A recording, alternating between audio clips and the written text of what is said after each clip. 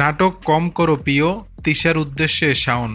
দেশের জনপ্রিয় অভিনেত্রী নুসরাত ইমরোজ তিশাকে নিয়ে সামাজিক যোগাযোগ মাধ্যমে খোঁচা দিলেন অভিনেত্রী, সঙ্গীতশিল্পী ও নির্মাতা মেহের আফরোজ শাওন।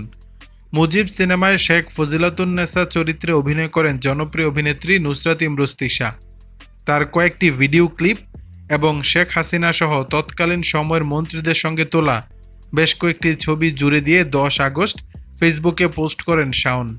এই স্ট্যাটাসে অভিনেত্রী শাওন লেখেন, এই মেয়েটাকে ছোটবেলা থেকে চিনতাম। নতুন কুড়িতে আমার ছোট বোনের সঙ্গে একই বেঁচে ছিল, একই গানের শিক্ষকের কাছে তালিম নিয়েছে। আমার বোন আমাকে আপনি ডাকে, এই চটপটে মেয়েটাও আপনি ডাকত। 1996 সালের জাতীয় সংসদে আমার মায়ের সহকর্মী শাহিন মনোয়ারা হক ওর কেমন যেন আত্মীয় ছিল, খুব সম্ভবত খালা। তখনও প্রায় কমন প্ল্যাটফর্মে এই মিশুক মেয়েটার সাথে দেখা হতো।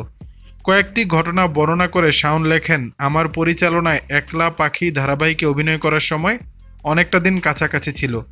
এফডিসির কোনো সভায় দেখতাম তৎকালীন তথ্যমন্ত্রী হাসানুল হক ইনুকে ইনু মামা ডেকে শ্রদ্ধা ভরে বিভিন্ন আবদার করছে।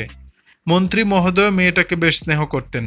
মুজিব একটি জাতির রূপকার সিনেমাটি দেখা হয়নি, দেখার ইচ্ছেও নেই।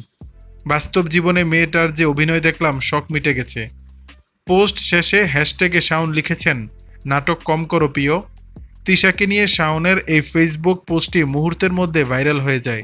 তবে এ বিষয়ে নুসরাত ইমরোজ তিশা কোনো মন্তব্য করেননি। দর্শক, বিষয়টি নিয়ে আপনাদের মতামত জানাবেন নিচের কমেন্ট বক্সে।